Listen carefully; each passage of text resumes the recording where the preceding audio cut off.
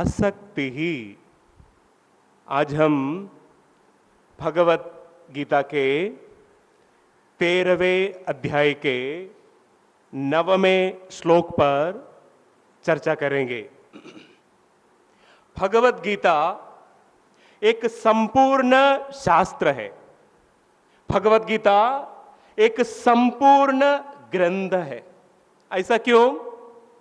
क्योंकि भगवत गीता योग शास्त्र है और ब्रह्म विद्या भी है।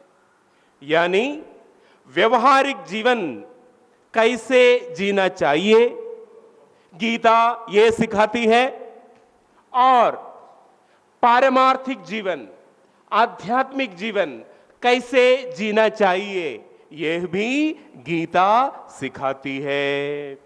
इसलिए भगवत गीता एक संपूर्ण शास्त्र है, संपूर्ण ग्रंथ है। देखिए, सबसे पहले हमको व्यवहारिक जीवन में शांति लानी पड़ेगी। इसके बाद हम परम शांति या भगवत प्राप्ति की ओर चल सकते हैं। सबसे पहले हमको क्या जरूरत है? व्यवहारिक जीवन में, पारिवारिक जीवन में हमको शांति चाहिए, सापेक्षिक शांति चाहिए और रिलेटिव पीस ऑफ माइंड चाहिए। इसके बाद हम परम शांति या भगवत प्राप्ति की ओर चल सकते हैं। उदाहरण से, एक डॉक्टर ने एक मरीज से कहा, आपको हृदय का ऑपरेशन, बाईपास सर्जरी की जरूरत है, लेकिन पहले आपको बीपी और डायबिटीज कंट्रोल में लाना पड़ेगा, इसके बाद ही मैं ऑपरेशन करूंगा। तो इधर जो बाईपास सर्जरी है, हृदय का ऑपरेशन है, इसकी उपमा किसके साथ है? परम शांति या भगवत प्राप्ति के साथ है। और जो डायबिटीज और बीपी को कंट्रोल में लाना, इसकी उपमा किसके साथ है? हमको व्यवहारिक जीवन में, दैनिक जीवन में, पारिवारिक जीवन में शांति चाहिए, उसके साथ इसकी उपमा है। मैं आपको यह समझाने के लिए कोशिश कर रहा हूं, सबसे पहले हमको दैनिक जीवन में, व्यवहारिक जीवन में, पारिवारिक जीवन में थोड़ी शांति चाहिए। इसके बाद हम परम शांति या भगवत प्राप्ति की ओर चल सकते हैं। उदाहरण से, एक परिवार है, पति पत्नी, ये लोग रोज झगड़ता रहता है। तो आपको लगता है क्या, तो पति या पत्नी शांति से, एकाग्रता के साथ माला कर पाएंगे रोज? जाप कर पाएंगे रोज? नहीं। तो ये बात है, मैं ये समझाने के लिए कोशिश कर रहा हूं, सबसे पहले हमको व्यवहारिक जीवन में शांति की जरूरत है, फिर हम परम शांति की ओर चल सकते हैं। एक युवक ने अपनी मम्मी से बोल रहा था, मम्मी, देश में भ्रष्टाचार बहुत बढ़ गया है, इसलिए मैं राजनीति में प्रवेश करने वाला हूं। मैं राजनीति में प्रवेश करके देश की सफाई करना चाहता हूं। मम्मी ने बोला, बेटा, सबसे पहले तू अपना जो कमरा है ना, वो साफ सुथरा रख लो, फिर तुम देश की सफाई के बारे में सोचो। तो मेरे को यह कहना है कि सबसे पहले हमको व्यवहारिक जीवन में, दैनिक जीवन में, पारिवारिक जीवन में थोड़ी शांति चाहिए। इसके बाद हम परम शांति या भगवत प्राप्ति की ओर चल सकते हैं। काफी लोग इस बात को समझते नहीं है। काफी लोग सोचते हैं सत्संग का मतलब है केवल भगवत चर्चा ही होनी चाहिए। सत्संग माने क्या? केवल भगवान के बारे में, उनकी लीलाओं के बारे में, नाम रूप गुण लीला, इसके बारे में ही बात होनी चाहिए। ये बात कैसी है? मैंने पहले उदाहरण दिया था डॉक्टर और मरीज का। मरीज बोलता है डॉक्टर को, डॉक्टर साहब बाईपास ऑपरेशन की जरूरत है ना, हार्ट का ऑपरेशन की जरूरत है, तो डायबिटीज और बीपी को इससे क्या मतलब, आप डायरेक्ट ऑपरेशन कर दो। डॉक्टर ने ऐसा किया, ऑपरेशन सफल रहा, लेकिन मरीज हरिहर हो गया। Operation is successful but the patient is dead. तो आज का जो विषय है, इस विषय पूर्ण रूप से व्यवहारिक जीवन के बारे में है। मैंने शुरू में बताया था, भगवत गीता एक संपूर्ण शास्त्र है, संपूर्ण ग्रंथ है। क्यों? क्योंकि भगवत गीता में भगवान कृष्ण व्यवहारिक जीवन के बारे में भी बात करते हैं और पारमार्थिक जीवन के बारे में भी बात करते हैं। तो भगवत गीता योग शास्त्र है और ब्रह्म विद्या है, इसलिए एक संपूर्ण शास्त्र है, ग्रंथ है। तो आज का विषय है आसक्ति ही।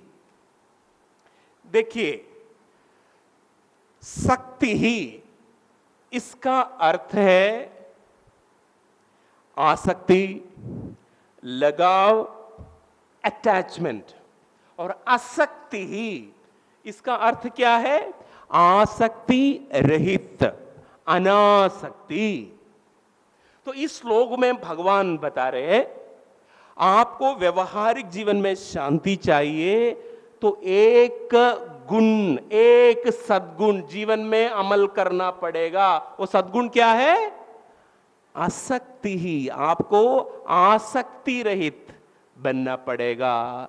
एक सद्गुण जीवन में लागू करना पड़ेगा, उतारना पड़ेगा, इंप्लीमेंट करना पड़ेगा। वो क्या है? आपको आसक्ति रहित बनना पड़ेगा। क्योंकि व्यवहारिक जीवन में, दैनिक जीवन में, पारिवारिक जीवन में अशांति का एक मूल कारण है आसक्ति। तो शक्ति ही का मतलब है आसक्ति, लगाव, अटैचमेंट। और आसक्ति ही का अर्थ है आसक्ति रहित या अनासक्ति। अभी ध्यान से सुनना, आसक्ति को हम ठीक से समझने से अनासक्ति अपने आप समझ में आएगी। आसक्ति को ठीक से समझने से अनासक्ति अपने आप समझ में आएगी। उदाहरण से, दो लोग आ रहे हैं, तो किसी ने मेरे को बोला, स्वामी जी रमेश और महेश आ रहे हैं, मैं दोनों को पहचानता नहीं हूं। और ये लोग पास में आते ही उन्होंने फिर बोला, स्वामी जी ये रमेश है। इसके बाद उनको ये बताने की जरूरत है कि ये महेश है? बताने की जरूरत नहीं। ऐसे ही हम आसक्ति को ठीक से, गहराई से समझने से अनासक्ति क्या है ये अपने आप समझ में आएगी। तो आसक्ति का मतलब क्या है? आसक्ति या अटैचमेंट, लगाव का मतलब है कोई वस्तु या व्यक्ति के साथ मानसिक स्तर पे चिपक जाना, तादात्म्य हो जाना, उन पर निर्भर हो जाना और अपना सुख दुख का रिमोट कंट्रोल दूसरों के हाथ में दे देना। आसक्ति का मतलब क्या है? आसक्ति का मतलब है कोई वस्तु या व्यक्ति के साथ मानसिक स्तर पे चिपक जाना, तादात्म्य हो जाना, उन पर निर्भर हो जाना, इमोशनल डिपेंडेंसी, और अपना सुख दुख का जो रिमोट कंट्रोल दूसरों के हाथ में दे देना। तो ये है आसक्ति की परिभाषा। मैंने बताया आसक्ति होती है वस्तु के साथ और व्यक्ति के साथ। तो मैंने आसक्ति की परिभाषा में ये बताया था कि मानसिक स्तर पे चिपक जाना, मानसिक स्तर पे एक हो जाना, तादात्म्य हो जाना। उदाहरण से आपको समझाता हूं। अभी एक आदमी ने एक नई गाड़ी खरीद ली, 4 व्हीलर, एकदम नई गाड़ी है, और वो एक अपार्टमेंट में रहता है। अपार्टमेंट समुच्चय में, अपार्टमेंट कॉम्प्लेक्स में वो रहता है। आप जब जानते हैं ये जो अपार्टमेंट्स में जो पार्किंग है ग्राउंड फ्लोर पे होते हैं, और एकदम नई गाड़ी 2 दिन पहले ही उन्होंने खरीद ली थी, तो सुबह सुबह ऑफिस जाने के लिए वो गाड़ी के ओर जा रहा था। अचानक जो पार्किंग लॉट में उन्होंने क्या देखा, आप सब जानते हैं, छोटे बच्चे लोग जो पार्किंग में क्रिकेट खेलते हैं ना, वही अपार्टमेंट के बच्चे लोग है ना। तो उन्होंने क्या देखा, एक छोटा सा बच्चा एक पत्थर लेके उनकी गाड़ी में रगड़ रहा था। तो गाड़ी में एक छोटी सी खरोच, स्क्रैच हो गई। वो देखते ही उनको इतना दिल दर्द हो गया, इतना दुखी हो गया। अभी उनका हृदय का स्कैन किए तो गाड़ी में जो खरोच है, स्क्रैच है, उनके हृदय में दिखाई देगा। क्यों? आप कोई वस्तु के साथ मानसिक स्तर पे चिपक जाए तो उस वस्तु को कुछ भी होगा, वही आपको भी होगा। जैसे एक आदमी को शौक लग गया, एक आदमी उनको चिपक के बैठा है, उनको भी शौक लगेगा, है कि नहीं? तो आसक्ति में, अटैचमेंट में क्या होता है, मानसिक स्तर पे आप कोई वस्तु के साथ चिपक जाता है। फिर क्या होता है, वस्तु को जो भी होगा, जिसके प्रति आसक्ति है, वो जो वस्तु को कुछ भी होगा, उनको भी ऐसा होगा। यह है वस्तु के बारे में। आसक्ति होती है वस्तु के साथ और व्यक्ति के साथ। व्यक्ति के साथ आसक्ति क्या है, उदाहरण से समझाता हूं। देखिए, एक बार कुछ लोग मेरे को मिलने के लिए आए, तो मैं उन लोगों को आसक्ति के बारे में समझा रहे थे। एक उदाहरण मैंने प्रस्तुत किया। मैंने बोला, देखो, जब अपना बच्चा रोता है, अपना बच्चा रोता है, दिल में दर्द होता है, लेकिन पड़ोसी का बच्चा रोता है, सिर में दर्द होता है, क्योंकि अपना बच्चे के साथ ही आसक्ति है। तो एक आदमी बैठा था, बोला, स्वामी जी, इससे बढ़िया उदाहरण मैं दे सकता हूं। मैं बोला, दे दो, उनकी सत्संग में काम में आएगा ना। उन्होंने बोला, जब अपनी बीवी रोती है, अपनी बीवी रोती है, सिर में दर्द होता। मैंने बोला, तुम्हारा ऑर्डर गलत हो गया। ऐसा नहीं स्वामी जी, मेरे को पूरी बात बोलने दो आप। बोला, ठीक है, जब अपनी बीवी रोती है, सिर पे दर्द होता है, लेकिन पड़ोसी की बीवी रोती है, दिल में दर्द होता है। आप लोग हमको सिखाते हैं सब, हाँ? तो अभी हम क्या करेंगे, ये जो आसक्ति को गहराई में समझने के लिए कोशिश करेंगे। देखिए, भगवत गीता के 2 अध्याय में भगवान कृष्ण आसक्ति की पूरी प्रक्रिया बताते हैं।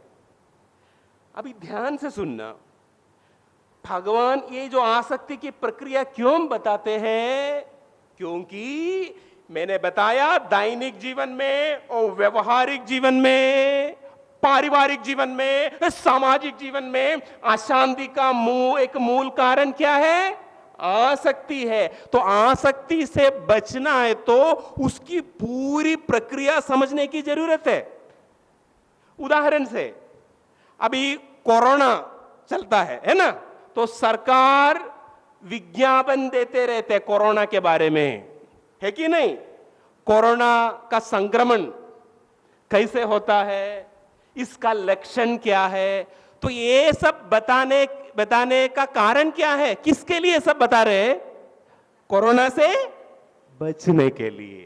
तो ये जो आसक्ति के बारे में भगवान बताते हैं, किसके लिए? आसक्ति से बचने के लिए, क्योंकि जिधर आसक्ति है उधर अशांति भी है। मैं जो भी बताने वाला हूं, इसका जो प्रक्रिया भगवान ने बताए हैं भगवत गीता के 2 अध्याय में, सिर्फ उदाहरण मैं देता हूं, कभी ऐसा मत सोचिए अरे आप सन्यासी होके आसक्ति के बारे में क्यों बताते हो। मैंने बताया सत्संग का मतलब केवल परमार्थिक बात, आध्यात्मिक बात नहीं है। आपको व्यवहारिक जीवन में कैसे शांति प्राप्त हो इसके बारे में भी सत्संग में बताने की जरूरत है। तो भगवत गीता के दूसरे अध्याय में भगवान बताते हैं ध्यायतो विषयान पुंसः संगस्तेषुपजायते संगात संजायते कामः कामात क्रोधो भी जायते। सब पूरी प्रक्रिया भगवान बताते हैं। देखिए आसक्ति होती है वस्तु के साथ और व्यक्ति के साथ। अब ये वस्तु के साथ आसक्ति कैसी होती है इसके बारे में हम गहराई में समझेंगे। इसका लक्ष्य क्या है? हमको आसक्ति से बचने के लिए। तो उदाहरण से मैं समझ जाता हूं कि वस्तु के साथ आसक्ति कैसी होती है। एक आदमी सेकंड शिफ्ट करके फैक्ट्री से घर पे आया और पत्नी भोजन परोस रही है। भोजन परोसते समय पत्नी बोलती है जानते हो पड़ोसी ने वैगन आर गाड़ी खरीद ली। तो बीजारोपण हो गया। तो अगले दिन सुबह जब वो नाश्ता कर रहा था अंदर से भीतर से एक चिड़िया 3 बार बोली वैगनार वैगनार वैगनार। इतना ध्यान नहीं दिया। फिर सुबह सुबह कंपनी चला गया। फिर कंपनी से वापस आते ही शाम को भोजन पा रहा था। इसके बाद पत्नी कुछ नहीं एक ही बार पत्नी ने बोली थी। तो शाम को खाना खा रहा था अंदर से चिड़िया 10 बार बोली WagonR WagonR WagonR WagonR WagonR WagonR. अभी थोड़ा फिर अगले दिन नाश्ता करते समय 25 बार अंदर से चिड़िया बोलते वैगनार वैगनार वैगनार वैगनार। ये चिड़िया कौन है? अपना मन, जो विचार। चिड़िया की आवाज क्या है? अपना ही विचार। अभी ध्यान से सुनना। हम सबके मन में विचार आते हैं और जाते हैं। विचार के ऊपर कोई कंट्रोल है क्या? अभी कोई माइक के लाले आप बोल सकता है मेरा 5 मिनट के बाद मेरा मन में ऐसा ही विचार आएगा। कोई गारंटी से बोल सकता है क्या? अपने हाथ की बात है क्या? लेकिन विचार आते हैं और जाते हैं। लेकिन खतरे की घंटी कब बजती है? जब एक ही विचार बार बार आने से। अभी ये जो आदमी है इनके मन में एक ही विचार बार बार आ रहा है। वो विचार क्या है? WagonR WagonR WagonR. तो ध्यान से सुनना। विचार आते हैं जाते हैं, सबके मन में आते हैं जाते हैं, लेकिन ये कुछ समस्या नहीं है। समस्या क्या है? एक ही विचार बार बार आने से क्या होता है? विचार कामना का रूप धारण करता है। एक ही विचार बार बार आने से विचार कामना बन जाती है। कामना माने क्या? कामना का मतलब है to acquire and enjoy, to possess and enjoy. कामना या डिजायर का मतलब क्या है? प्राप्त करना और उससे सुख लेना। तो एक ही विचार अभी इस व्यक्ति के मन में 15 दिन तक, 1 महीने तक बार बार वैगनार वैगनार वैगनार ऐसा विचार बार बार आने से विचार क्या बन गई? कामना बन गई। और कामना का मतलब क्या है? अभी वैगनार की गाड़ी मेरे को चाहिए और उस गाड़ी का मेरे को आनंद लेना है, सुख लेना है गाड़ी से। गाड़ी को खरीदना और उसको चलाना। ध्यान से सुनिए, ये जो कामना है एक कांटा जैसा है। कामना कांटा जैसा है। अभी आपके पैर में कोई कांटा घुस गया, जब तक वो कांटा निकलता नहीं तब तक आप परेशान रहते रहेगा, है कि नहीं?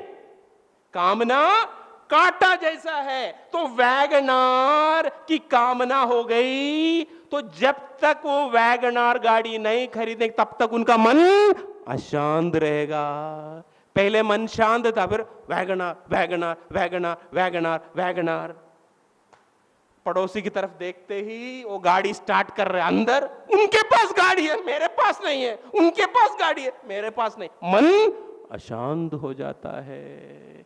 तो कामना कांटा जैसा है, कामना एक वायरस जैसा है, एक बार घुस गया, जब तक उस कामना की पूर्ति नहीं होती तब तक मन अशांत रहेगा। तो देखिए, पहले विचार, विचार आते हैं जाते हैं, कोई प्रॉब्लम नहीं, लेकिन एक ही विचार बार बार आने से विचार कौन सा रूप धारण करता है? कामना का रूप धारण कर। कामना का मतलब क्या है?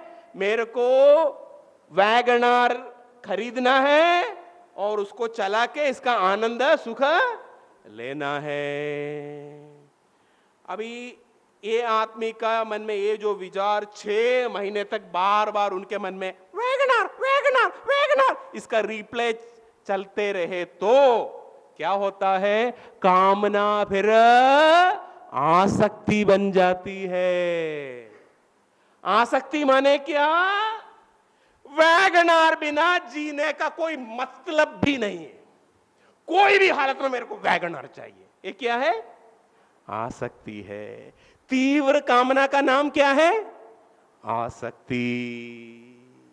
कामना मतलब क्या है? मेरे को गाड़ी चाहिए, और आसक्ति माने क्या? कोई भी हालत में मेरे को गाड़ी चाहिए। अभी समस्या क्या है? इस आदमी के पास अभी गाड़ी खरीदने के लिए सक्षमता नहीं है। तो फिर क्या होता है? जब तक उनकी इस वैगनार के प्रति जो कामना है, वैगनार के प्रति जो आसक्ति है, जब तक इसकी पूर्ति नहीं होती तब तक उनका मन अशांत रहेगा। मैं बार बार बताता रहता हूं, जिसका मन अशांत है वो किधर वास करता है? नरक में वास करता है। जिसका मन शांत है वो किधर वास करता है?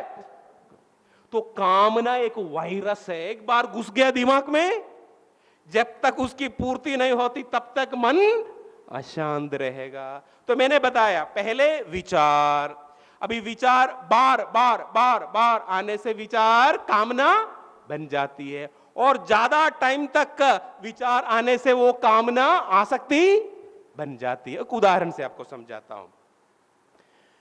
जैसे आप गोमुख में जाएंगे, गोमुख हिमालय में गोमुख में जाए तो उधर आप देखेंगे पानी के कुछ बूंदें टपकती है। गंगा जी का उद्भव स्थान है, उधर पानी के कुछ बूंदें टपकती है। वो क्या है? विचार है। अभी कुछ समय के बाद आप देखेंगे वही जो पानी के बूंदें एक धारा बन जाती है, छोटी सी धारा।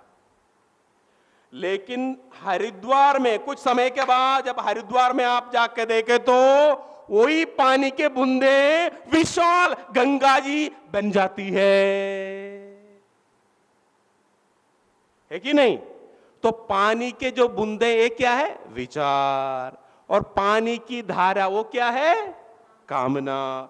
और विशाल गंगा जी हरिद्वार में वो क्या है? आसक्ति। अभी हम हरिद्वार में गंगा जी को रोक सकती है क्या? उठा के आपको फेंक देंगे। तो एक बार याद रखो, एक ही विचार बार बार आने से वो कामना बन जाती है। कामना कांटा जैसा है, जब तक उसकी इच्छा की पूर्ति नहीं होती तब तक मन अशांत रहेगा। और ज्यादा टाइम तक ये रिप्ले मन में चलने से मेरे को वो गाड़ी चाहिए, वैगनार वैगनार, आसक्ति बन जाती है। आसक्ति मतलब भयंकर अशांति, कोई भी हालत में मेरे को चाहिए। तो यही बात है, ये समझने की बात है। तो मैंने बताया, ये 3 प्रोसेस मैंने बताया। तो इन्होंने फिर क्या किया? 1 साल के बाद कुछ पैसा कुछ एडजस्ट करने के बाद, कार फाइनेंस वाले से लोन लेने के बाद, 1 साल के बाद उन्होंने वैगन आर खरीद ली। तो कुछ समय के लिए उनका मन शांत हो गया, अच्छा लगता है ना नई गाड़ी खरीद कुछ दिन के लिए। इसका कारण क्या है? देखिए, इसका आप लोग सोचते हैं नई गाड़ी खरीद ली इसलिए मैं खुश हूं।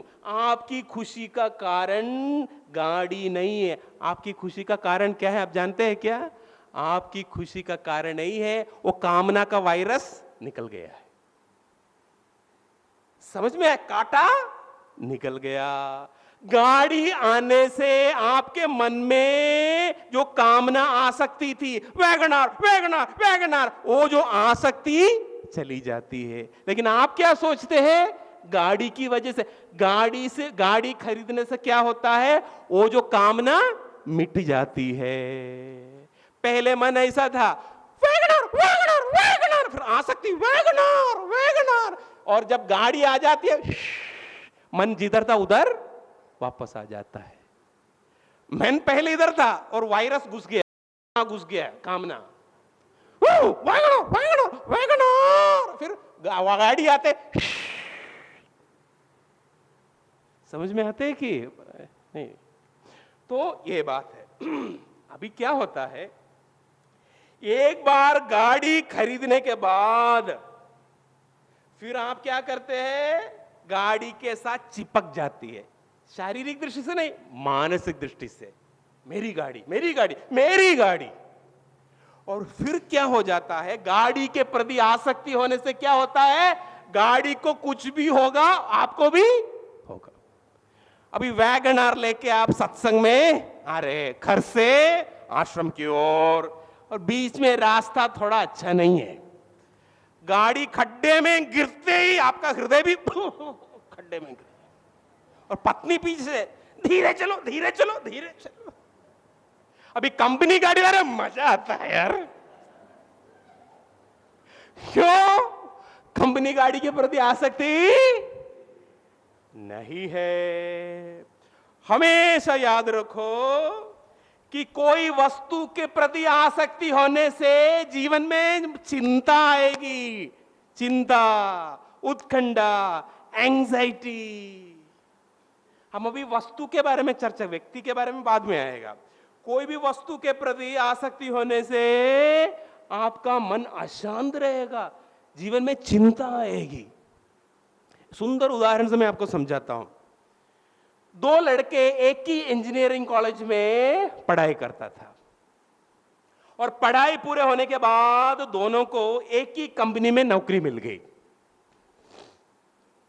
और अंकलेश्वर में नौकरी मिल गई। तो एक लड़का अंकलेश्वर का था, इसलिए उनका खुद का मकान था अंकलेश्वर में, और जो दूसरा लड़का था बाहर का था, इसलिए भाड़े पे एक मकान लेके रहता था। तो काफी साल ऐसे निकल गए, और फिर क्या हुआ, जो पहले वाला लड़का है उनको अमेरिका जाने का मौका मिल गया, वो अमेरिका चला गया। तो अमेरिका जाते समय उन्होंने उनका मित्र को बोला, दोस्त को बोला, दोस्त मैं अभी अमेरिका जा रहा हूं, तेरा तो खुद का मकान नहीं है, ये मेरा खुद का मकान है, तो तू ऐसा कर, मेरे मकान में आकर रहो, और भाड़ा वाड़ा देने की कोई जरूरत नहीं, सिर्फ साफ सुथरा रखना, बस इतना ही। जो दूसरा जो लड़का है अभी पहले वाला लड़का का मकान में रहने लगा, और पहले वाला अमेरिका चला गया। अभी ये लड़का आराम से रहते थे अपने, है ना, भाड़ा कुछ देने की जरूरत नहीं, आराम से शांति से उधर रहता था। 5-6 साल के बाद अमेरिका से फोन आया इनको, दोस्त मैं एक खुशखबरी देना चाहता हूं। बोला क्या है? मेरे को ग्रीन कार्ड मिल गया, अमेरिका में पीआर मिल गया, ग्रीन कार्ड मिल गया। तो फिर बोला, दोस्त एक और खुशखबरी है। बोला क्या है?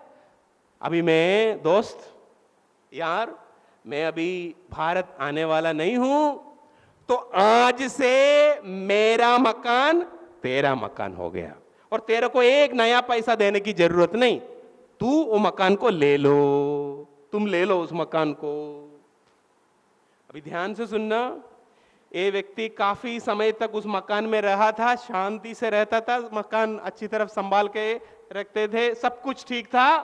लेकिन उनको जब ये समाचार मिला कि आज से ये मकान मेरा है, ये सुनते ही फिर वो क्या करता है, घर से बाहर निकल जाता है, फिर मकान की ओर बार बार देखता है, आगे जाता है पीछे, आगे जाके पीछे, मकान बाहर से देख रहा है।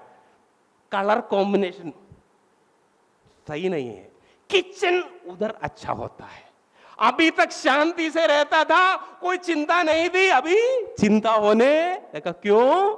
मकान के साथ चिपक गया है। तो याद रखो, कोई वस्तु के साथ आसक्ति होने से आपका मन अशांत हो जाएगा, दैनिक जीवन में, व्यवहारिक जीवन में चिंता आएगी। समझ रहे हैं ना? इसलिए भगवान बता रहे आसक्ति ही, अनासक्त बन जाओ। आपको व्यवहारिक जीवन में, दैनिक जीवन में शांति चाहिए, आपको अनासक्त बनना पड़ेगा।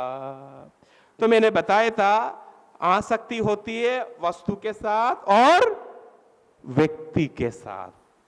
अब हम व्यक्ति के साथ आसक्ति माने क्या, इसको समझने के लिए कोशिश करेंगे। देखिए, मैं सच बताए तो व्यक्ति के साथ ये जो आसक्ति खतरनाक है। क्यों? अब ये आपको मकान के साथ आसक्ति है, मकान को आपके साथ आसक्ति है क्या? हाँ? आसक्ति है क्या?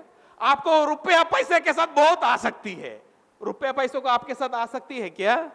आपको गाड़ी के साथ बहुत आसक्ति, मेरी गाड़ी, मेरी गाड़ी, नई गाड़ी, नई गाड़ी। गाड़ी को आपके प्रति आसक्ति है क्या? आप मर जाए तो गाड़ी आके एक हार पहनाएगा क्या? है? तो वन वे ट्रैफिक है ये। लेकिन जो व्यक्ति के प्रति जो आसक्ति इसलिए खतरनाक है, ये टू वे ट्रैफिक होने की संभावना है।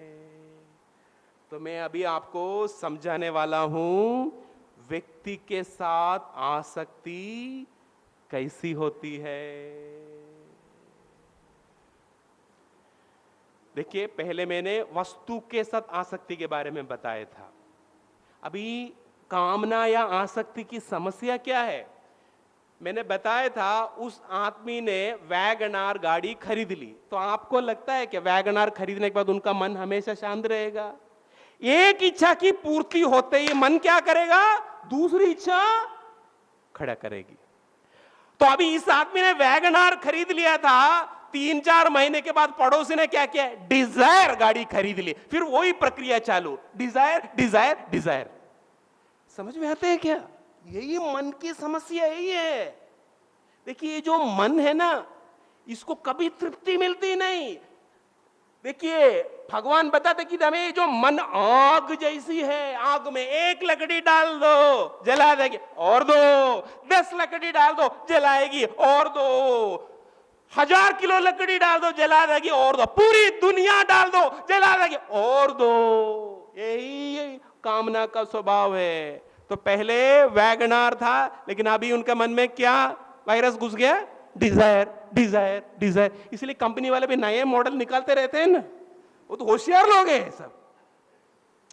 तो अभी हम व्यक्ति के बारे में, व्यक्ति के प्रति आसक्ति क्या, इसको समझने के लिए कोशिश करें। ध्यान से सुनना, आजकल बहुत बड़ी समस्या है हमारे पास। जो लोग समस्याएं लेके आती है, मेन समस्या यही है। तो ठीक से समझ लीजिए इसकी प्रक्रिया क्या है, क्योंकि प्रक्रिया को समझने से आप इससे बच सकता है। अभी कोरोना के बारे में आपको सब कुछ जानकारी है, इसका संक्रमण कैसा होता है, आपको फायदा है ना।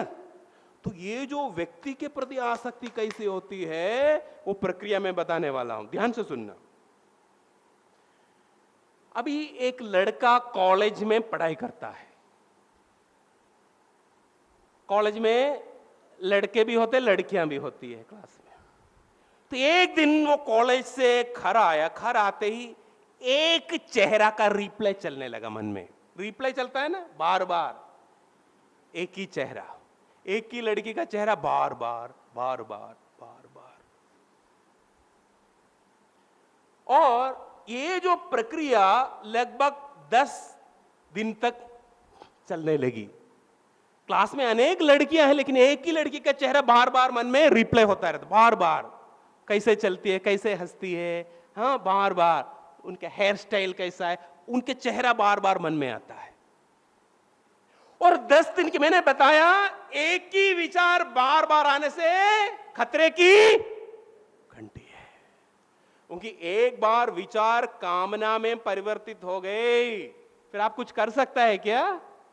कुछ नहीं कर सकते आप। तो ये जो लड़का है 10-15 दिन तक क्लास में जो पढ़ती है, एक ही लड़की का चेहरा बार बार मन में विचार आता है, और 10-15 दिन के बाद क्या होता है, लड़की का विचार आते ही वो प्रसन्न हो जाता है, मुंह में मुस्कान आ जाती है। समझ में आता है बात? तो एक ही लड़की का चेहरा बार बार मन में आने से, 15 दिन तक आने से, फिर उनका मन प्रसन्न हो जाता, मन में, मुंह में एक मुस्कान आ जाती है। फिर कुछ दिन के बाद वो क्या करेगा, लड़की को देखते ही हंसेगा। और कुछ दिन के बाद, मैंने बोला ना, ये 2 वे ट्रैफिक है, 1 वे ट्रैफिक नहीं ना, वो भी हंसेगी। और कुछ दिन के बाद व्हाट्सएप नंबर दोगे क्या?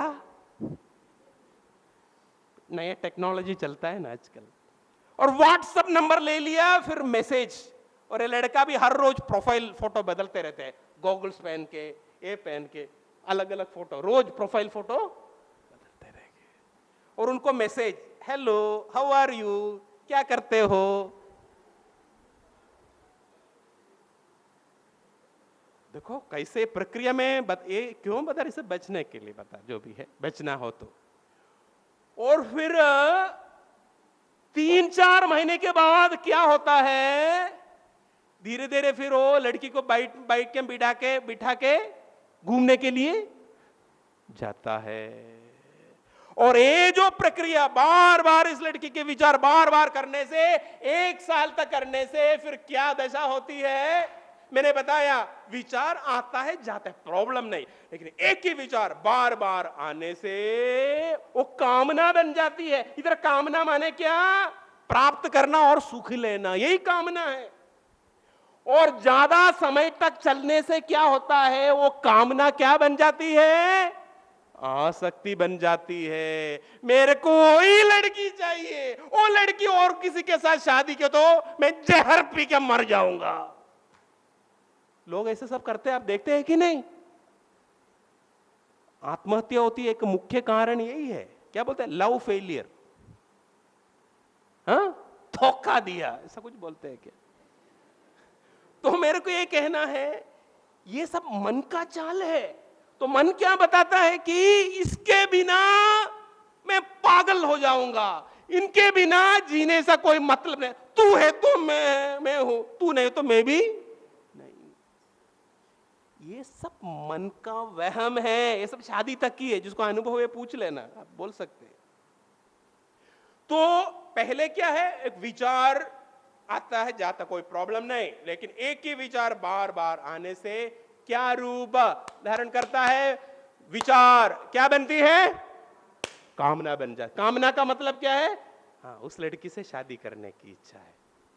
लेकिन ये प्रक्रिया ज्यादा लंबी खींचने से क्या होती है, वही कामना क्या बन जाती है, आसक्ति। उनके बिना जीने का कोई मतलब ही नहीं है कि नहीं? तो ये जो प्रक्रिया है, अभी क्या होता है, ये जो आसक्ति के 2 बच्चे होते हैं, क्रोध और भय। आसक्ति के 2 बच्चे क्या है, क्रोध और भय। अभी इस लड़के के और लड़की के बीच में कोई आएगा, कोई विरोध करेगा, तो लड़के को किसके प्रति क्रोध आएगा, उनके प्रति क्रोध आ जाएगा, गुस्सा आ जाएगा। अभी कोई भी विरोध करेगा, शायद मम्मी हो, पापा हो, भाई हो, बहन हो, सबके प्रति उनको क्या आएगा, गुस्सा आएगा, क्रोध आएगा। उनकी मानसिकता कैसे बनेगी, जो भी मेरा ये जो लड़की के साथ जो संबंध है, इसको सपोर्ट करता है, वो ही मेरा परम मित्र है। और जो भी इसका विरोध करेगा, शायद पापा हो, मम्मी हो, भाई हो, बहन हो, सब मेरे दुश्मन है। समझ लेना, 1 साल के अंदर मानसिकता में कितने फर्क आ गए। अभी कोई बचपन से बड़ा किया हो, मैं इसका विरोध नहीं करता हूं, लव मैरिज ये सब, मैं सिर्फ प्रक्रिया बता रहा हूं कि किसी के प्रति आसक्ति होने से क्या होता है। इसके दो बच्चे, पहला बच्चा क्या है, क्रोध, कोई भी विरोध करेगा उनके प्रति क्रोध आ जाएगा। और दूसरा आसक्ति का दूसरा बच्चा क्या है, इसको कहते हैं भय, असुरक्षा, इनसिक्योरिटी। मैं सच बता, कितने लोग मेरे पास आके बोले, विद्यार्थी लोग है कॉलेज के, स्वामी जी हमने कोर्ट मैरिज, रजिस्टर मैरिज कर ली है, दोनों पढ़ाई कर रहे कॉलेज में और माता किसी को पता ही नहीं। क्यों? चिड़िया उड़ गई तो, चिड़िया उड़ गई तो हाथ से। किसी के प्रति आसक्ति होने से हमेशा ये भय रहता है, मेरे हाथ से निकल जाए तो, चिड़िया उड़ गई तो। सच में ऐसी कुछ असुरक्षा की, भय की कोई जरूरत नहीं, लेकिन आसक्ति ऐसी चीज है आपके अंदर भय पैदा करेगा, आपको असुरक्षा महसूस होगी। इसलिए बहुत लोग मैं देखता हूं कॉलेज में ही कोर्ट मैरिज, सही है बात, गलत है क्या? किसी को बताते भी नहीं, क्यों? भय रहता है लड़का या लड़की ये चले जाए तो। और ध्यान से सुनना, आपको किसी के प्रति आसक्ति हो तो इसका एक और भल है। आप ध्यान से सुनना कि आपको किसी के प्रति आसक्ति होने से आपको उनका गुलाम बनना पड़ेगा। आपका जो सुख दुख का जो रिमोट कंट्रोल, अभी भी है ना, पहले जमाने में टेलीविजन का रिमोट कंट्रोल होता था, है ना, फॉरवर्ड, स्टिल, स्लो मोशन, अभी होता है क्या सब, पता नहीं हमको। तो ये जो आपका जो सुख दुख का ये जो रिमोट कंट्रोल है, जिसके प्रति आपको आसक्ति है, उनके पास चला जाएगा। आपको किसी के प्रति आसक्ति हो गई, वो जैसा चाहे आपको नचा सकते हो, क्योंकि आसक्ति से क्या होता है, डिपेंडेंसी होती है, निर्भरता आ जाती है। मैंने बताया आसक्ति का एक फल क्या है, डिपेंडेंसी, निर्भरता, मानसिक गुलामी। आपके सुख दुख का रिमोट कंट्रोल उनके पास चला जाएगा, आपका सुख दुख आपके हाथ में नहीं रहेगा। जिसके प्रति आपको आसक्ति हो उनके पास चला जाएगा। हमारा जो नट्टू भाई है, उनको अपनी पत्नी रेशुबेन के प्रति बहुत आसक्ति है, इसलिए घर पे उनका कुछ चलता ही नहीं है। अभी नट्टू भाई की मम्मी का नाम क्या है, चंचल बहन। तो चंचल बहन नट्टू भाई की मम्मी का नाम है। अभी रेशुबेन और चंचल बहन के बीच बनती नहीं है, ये सब कॉमन है ना, सास बहू की समस्या, पुरानी बात है ये। तो नट्टू भाई का कुछ चलता नहीं, इसलिए जो नट्टू भाई की मम्मी उनके बड़ा भाई के साथ रहते हैं। लेकिन मम्मी को नट्टू भाई के प्रति बहुत प्रेम भाव है, मां है ना, तो कभी कभी दिवाली वेकेशन, नए साल, उस समय वो आ जाते कुछ दिन के लिए। और नट्टू भाई की मम्मी चंचल बहन को पता है मेरा बच्चा को कड़ी बहुत पसंद है, गुजराती कड़ी है ना, कड़ी बहुत पसंद है। तो जब वो है, रेशु बहन बैठ जाते, तू बना ले सब। तो चंचल बहन रोज कड़ी बनाती है, मेरा बेटा उनको बहुत पसंद है। तो एक दिन नट्टू भाई भोजन पा रहा था, बोला मम्मी कड़ी एकदम पतली है, तुम कैसी बनाती हो? तो मां बोली बेटा आज मेरा बीपी डाउन हो गया तो कड़ी बहू ने बनाई थी। अच्छा, कड़ी तो पतली है लेकिन स्वादिष्ट तो है। तो जिसके प्रति आसक्ति होने से आपका सुख दुख का रिमोट कंट्रोल उनके पास चला जाएगा। देखिए, आप प्रकृति की ओर देख लेना। देखो, अभी कोई पौधा है, पौधा से 10 फुट दूरी में एक तालाब है, लेकिन कोई तालाब से पानी निकाल के पौधे को नहीं पिलाए तो पौधा सूख जाएगा, क्योंकि पौधा में निर्भरता बहुत ज्यादा है। लेकिन एक कुत्ता है, कुत्ता इतना निर्भर नहीं है, कुत्ता चल के तालाब जाके पानी पी सकता है। तो सच में जिसको मानव देह प्राप्त है वो एकदम स्वाधीन होना चाहिए। हम पौधे और कुत्ते से बेहतर होना चाहिए ना, लेकिन आसक्ति होने से हमारी दशा पौधा से भी खराब हो जाता है। समझ में आती है ये बात? संत और संसारी में क्या फर्क है, जान ठीक से समझ लेना। कभी अपना मन चला नहीं। संत और संसारी में ज्यादा करके फर्क यही है, जो संसारी है मैंने बताया वस्तु या व्यक्ति के साथ चिपक जाता है, मन से पकड़ लेते हैं अंदर से। लेकिन जो सच्चे संत है वो कभी कोई चीज को, वस्तु या व्यक्ति को अंदर से पकड़ता ही नहीं। अभी कुछ बड़ा मकान में वो रहते हो ठीक है, लेकिन वो छोड़ना पड़ा, कुटिया में रहना छोड़ देगा, क्योंकि अंदर से उसको पकड़ा। अभी हम अच्छे संत है तो अभी इस आश्रम में रहता हूं, लोग बोलते हैं आश्रम का महंत ऐसा है, लेकिन मेरे को जाना पड़ेगा अभी आज या कल। मैं ऐसा बोलता हूं, मैं सच्चे संत है तो एक भगवत गीता ले ली और एक रुद्राक्ष माला लेके हम ऐसे चल पड़ेंगे, कोई पड़ी नहीं हमको, सच्चे संत है तो। क्यों? अंदर से। अभी आपको बोलेंगे आपकी गाड़ी है, 1 महीने के लिए इधर थोड़ा छोड़ दो, छोड़ेगा क्या? स्वामी जी बच्चों को स्कूल छोड़ने रोज, इसलिए और कुछ इसलिए क्यों? गाड़ी के साथ मन से चिपक गया है, यही बात है। तो और एक बात यह है, आपको किसी के प्रति आसक्ति होने से दूसरों के साथ घृणा होगी। जैसे कॉलेज में मैं देखा हूं, हम पढ़ते समय, डिग्री के समय, पोस्ट ग्रेजुएशन के टाइम पे सब हमने देखा है कि अभी जब कॉलेज से पिकनिक जाते हैं तो ग्रुप में लेके जाते हैं, तो सब लोग बहुत एंजॉय करते हैं व्यवहारिक भाषा में। लेकिन मैंने देखा इसमें कुछ कपल्स होते हैं, क्लास में होते हैं ना कपल्स, वो लोग हमेशा अलग बैठ जाता है, कोई ना कोई झाड़ ढूंढते उसके पीछे बैठ जाता है, और बाकी लोग सब ग्रुप में चलता है और आप कोई ना कोई उनके पास, उनको अच्छा नहीं लगता, हाँ ठीक है जाओ यार जाओ, हाँ जाओ यार। क्यों? किसी के प्रति आसक्ति होने से दूसरे के प्रति घृणा होती है, एकदम पक्की बात है। अभी इसका मतलब ये नहीं है, मैं नहीं बताना चाहता हूं कि आप किसी से स्नेह मत करो।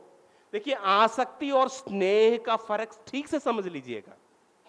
स्नेह प्रेम सबके प्रति, लेकिन अपना कर्तव्य अपने परिवार के प्रति। ध्यान से सुनना, अभी आप एक हाउसिंग सोसाइटी में रहते हो, बहुत बच्चे लोग होते हैं ना, छोटे छोटे बच्चे बहुत होते हैं, तो आप सब बच्चों के प्रति आपको प्रेम भाव स्नेह होना चाहिए, लेकिन सब बच्चों का भरण पोषण करना आपकी जिम्मेवारी है क्या? नहीं है, जिम्मेवारी अपने परिवार के प्रति, लेकिन स्नेह प्रेम सबके प्रति। लेकिन आसक्ति में क्या होता है? केवल अपना ही परिवार दिखता है, मेरा बेटा, मेरी बेटी, मेरी पत्नी, मेरी मेरी मेरी, बाकी सब। अभी एक लड़का 10वीं कक्षा में पढ़ाई करता था, तो उनको बोर्ड एग्जाम में 80% मार्क्स आ गया, तो मम्मी खुश हो गई। लेकिन जब मम्मी को पता चली कि पड़ोस का लड़का फेल हो गया, उनकी खुशी 2 गुना हो गई। क्यों? सिर्फ मेरा बच्चा ही अच्छा मार्क्स, बाकी सब भाड़ में जाने दो। ये आसक्ति का स्वभाव है। आसक्ति माने क्या? सिर्फ अपना ही परिवार दिखाई देता है। मैं बोलता हूं प्रेम सबसे करो, स्नेह सबसे करो, हाँ कर्तव्य अपने परिवार के प्रति। एक असली घटना, एक घटना आपको सुनाता हूं। ये लगभग 24 साल पहले की बात है। मैं द्वारका में रहता था, गुजरात में द्वारका में एक मंदिर में रह के उस समय साधना करते थे।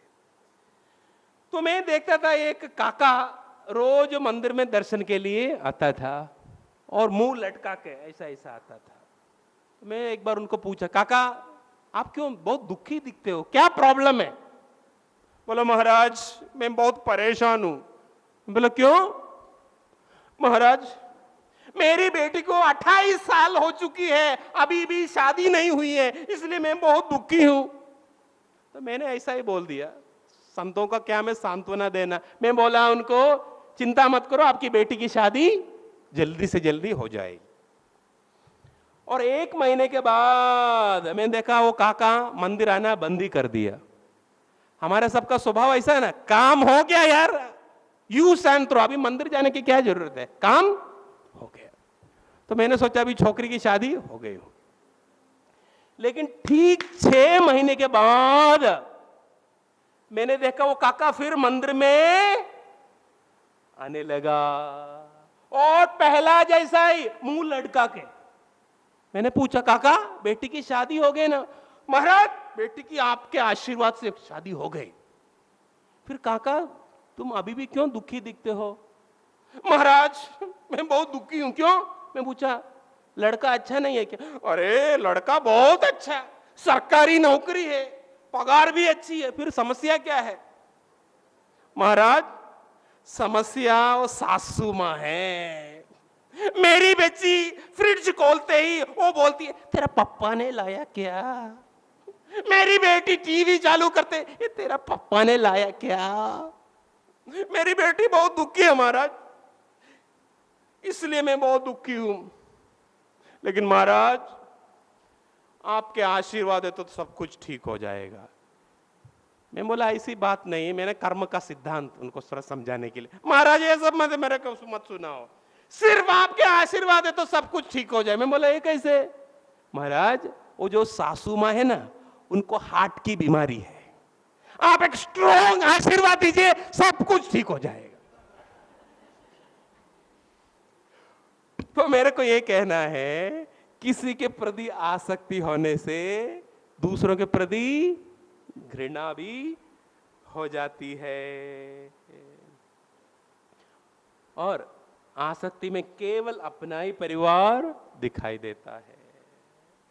और देखिए अति स्नेह और आसक्ति होने से आपका मन हमेशा अशांत रहेगा। मैं बार बार बताता रहता हूं कि ये जो आसक्ति है ये मन को अशांत कर देगा, चिंता आएगी, एंजाइटी, चिंता, परेशानी। तो इसलिए आपको किसी के प्रति आसक्ति हो, ध्यान से सुनना, मतलब अति स्नेह, आपको किसी के प्रति आसक्ति है तो आपका मन अशांत रहेगा। मन अशांत रहने से आप अपना कर्तव्य भी ठीक से नहीं निभा पाएगा। एक अलग उदाहरण से मैं समझाता हूं। अभी रास्ते में कोई एक्सीडेंट हो गया, एक आदमी ऐसा ही पड़ा है। कुछ लोग मैं देखता हूं खून देखते ही उनको चक्कर आता है कि नहीं? तो खुद आपको चक्कर, आप गिर गए, आप उनको मदद कर सकता है क्या? कर सकता है क्या? नहीं। तो ऐसे आपको अपने किसी के प्रति आसक्ति किसी के प्रति हो सकती है, पत्नी के प्रति, पति के प्रति, प्रेमी के प्रति, प्रेमिका के प्रति, बच्चे के प्रति, बच्ची के प्रति, आपको किसी के प्रति आसक्ति है तो अपना कर्तव्य भी आप ठीक से नहीं निभा पाएंगे, क्योंकि मन अशांत रहता है। देखिए कोई भी काम करना हो, ठीक से करना हो, मन अशांत है तो कर पाएगा क्या? एकदम मन डिस्टर्ब्ड है, आप ठीक से कोई काम कर पाएगा क्या? देखिए एक सच्ची घटना आपको सुनाता हूं। चेन्नई में एक कैंसर स्पेशलिस्ट डॉक्टर था, ऑन्कोलॉजिस्ट, सर्जन था, बहुत विख्यात, सच्ची घटना मैंने सुना है। तो दूर दूर से लोग, विदेश से भी लोग उनके पास आते थे ऑपरेशन के लिए, जिसको कैंसर से पीड़ित है उनके ऑपरेशन के लिए। लेकिन एक बार क्या हुआ, उनकी जो पत्नी है वो खुद कैंसर से पीड़ित हुई। तो डॉक्टर ने बोला अरे ये मेरी पत्नी है, मेरी पत्नी के शरीर में मैं चाकू नहीं चला पाएंगे। तो उन्होंने क्या किया, उनका जो असिस्टेंट है उनको बोला तुम ऑपरेशन करो, और जो असिस्टेंट ऑपरेशन कर रहा था, ऑपरेशन थिएटर में ही पत्नी चली गई। तो जब तक वो डॉक्टर जीवित रहा तब तक उनके मन में ये विचार बार बार आता था, काश मैं ऑपरेशन कि ये तो शायद मेरी पत्नी बच सकती थी। तो किसी के प्रति आसक्ति होने से अपना कर्तव्य भी ठीक से नहीं निभा पाएंगे। अभी मैं एकदम महत्वपूर्ण बात बताने वाला हूं, एकदम गूढ़ बात बताने वाला हूं, एकदम मार्मिक बात बताने वाला। दोनों कान खोल के सुनिए ये बात। ये जीवन का सत्य है, लॉ ऑफ लाइफ है। आपको किसी के प्रति आसक्ति है तो वही व्यक्ति आपको छोड़ के चले जाएंगे। आपको किसी के प्रति ज्यादा आसक्ति है तो दोनों के बीच जुदाई हो जाएगी। शारीरिक दृष्टि से दूर चले जाएंगे, नहीं तो मानसिक दृष्टि से वो दूर चले जाएंगे। अभी आपको इकलौता बेटा, इकलौता बेटा, इकलौता बेटा, आप देख लेना पढ़ाई के बाद उनको ऐसी जगह नौकरी मिलेगी एकदम दूर जगह पे, आप उनको साल में एक बार शायद मिल पाएंगे। नहीं तो क्या होगा, शादी के बाद सास बहू की लड़ाई और दोनों अलग रहने के लिए चले जाएंगे। तो याद रखो, किसी के प्रति आसक्ति होने से वही व्यक्ति आपसे दूर चले जाएंगे, शारीरिक दृष्टि से नहीं तो मानसिक दृष्टि से। काफी लोग हमको पूछते, स्वामी जी उन लोग की राय है कि स्वामी जी लव मैरिजेस में काफी प्रॉब्लम्स क्यों होते हैं। देखिए, जिधर आसक्ति है ना उधर अपेक्षा इतनी बढ़ जाती है। ज्यादा आसक्ति होने से अपेक्षा एकदम बढ़ जाती है। और मैंने बोला आसक्ति का मतलब क्या है, चिपक जाना। तो इतना चिपक जाते हैं, पत्नी बाद में मेरे को थोड़ी हाथ रखने के लिए जगह,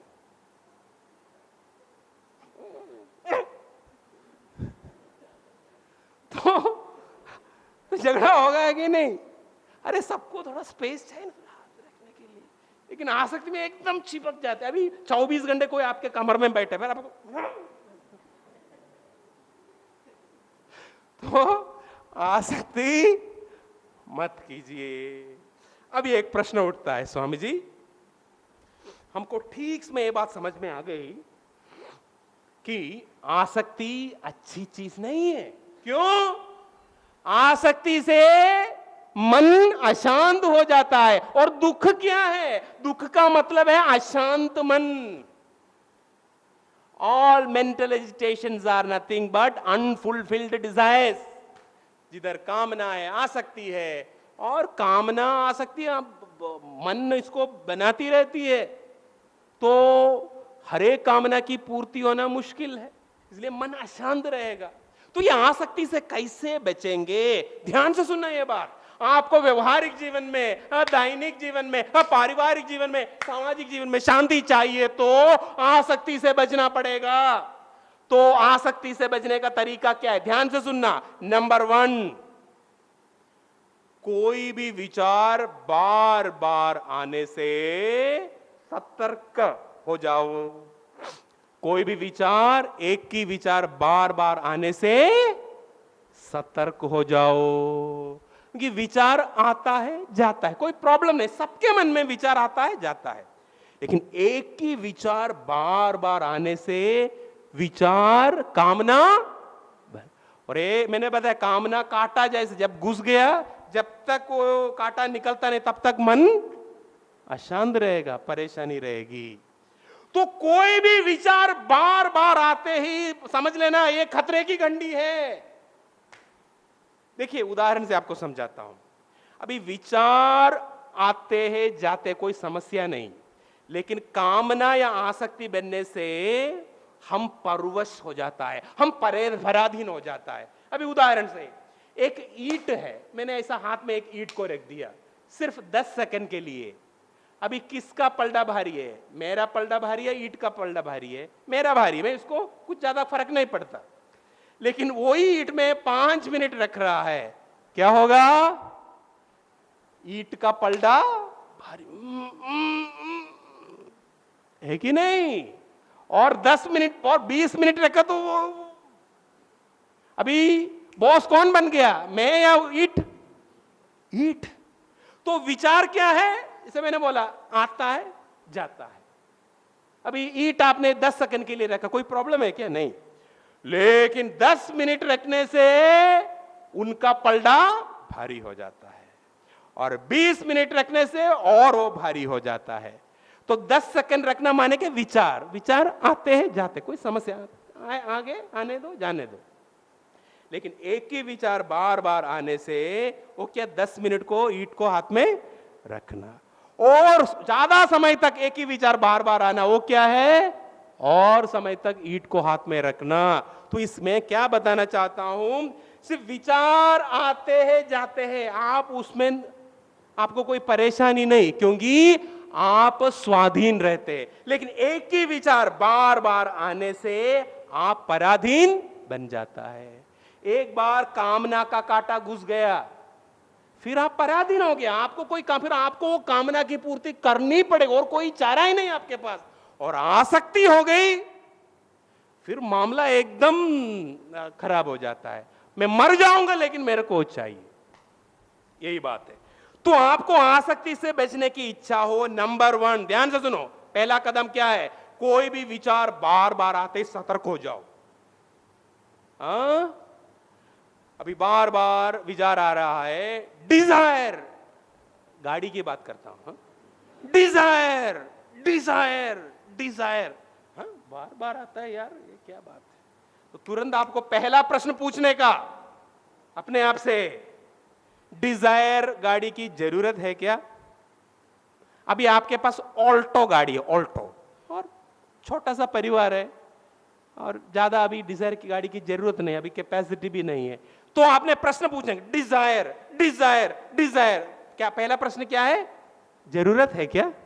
तो जरूरत नहीं तो वो विचार को उधर ही काटने का। समझ में आया कि नहीं?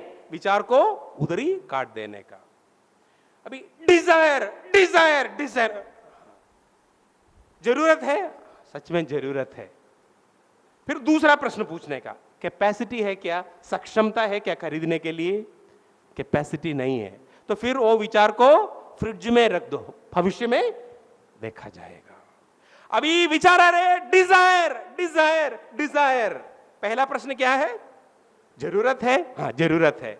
कैपेसिटी है, कैपेसिटी है। फिर विचार को आने दो, क्योंकि आप इच्छा की पूर्ति कर सकते हैं। हम मन अशांत क्यों होता है? इच्छा की पूर्ति नहीं होने से। तो कोई भी विचार आने से आपको 2 प्रश्न पूछने की जरूरत है। पहला प्रश्न क्या है? जरूरत है। दूसरा प्रश्न कैपेसिटी है। आप ये 2 प्रश्न, पहला प्रश्न पूछना जरूरत है, जरूरत नहीं तो वो विचार को उधर ही काटने का, फिर उसको आने नहीं देने का। और जरूरत है लेकिन कैपेसिटी नहीं है तो विचार को काटने का अभी भविष्य में देखा जाएगा।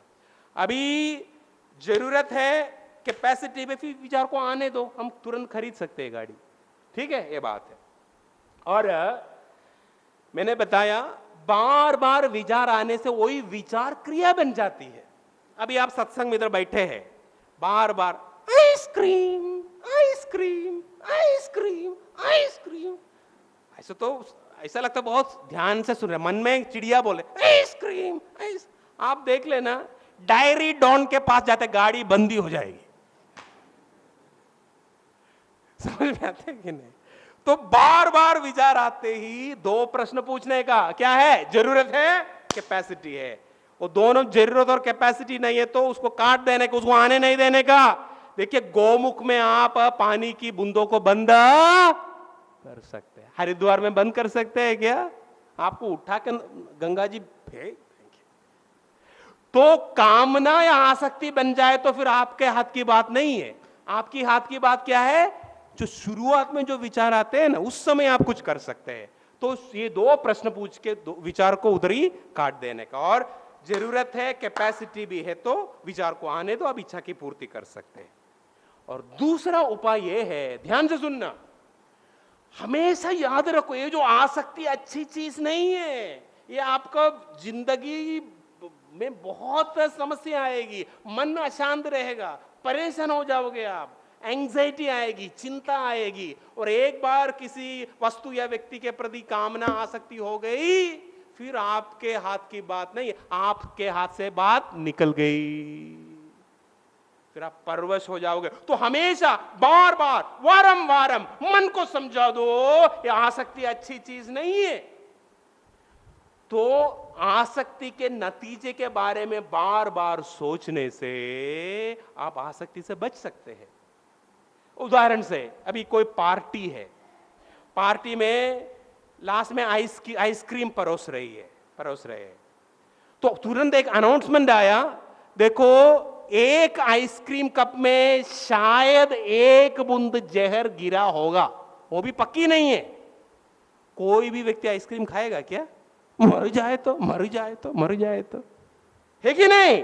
तो आसक्ति के बारे में इसका जो नतीजा क्या है, भयंकर नतीजा है। मानसिक गुलामी, अशांति, अपने सुख दुख का रिमोट दूसरे के हाथ में देना, पराधीन हो जाना, परवश हो जाना। तो इसके नतीजे के बारे में बार बार सोचने से आप इससे मुक्त हो सकते हो। तो जीवन में अनासक्ति अपनाइए और आगे बढ़िए। ओम हरि हर।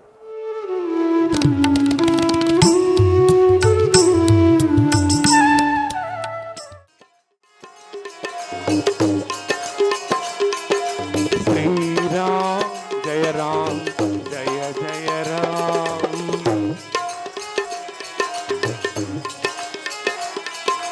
श्री राम जय जय राम।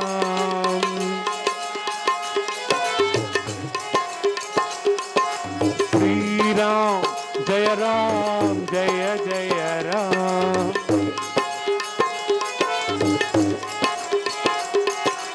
श्री राम जय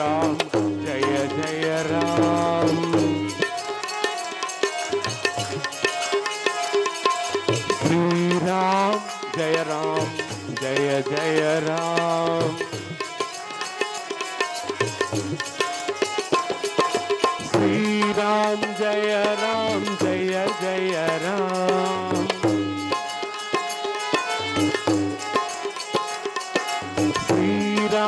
श्री राम जय जय राम।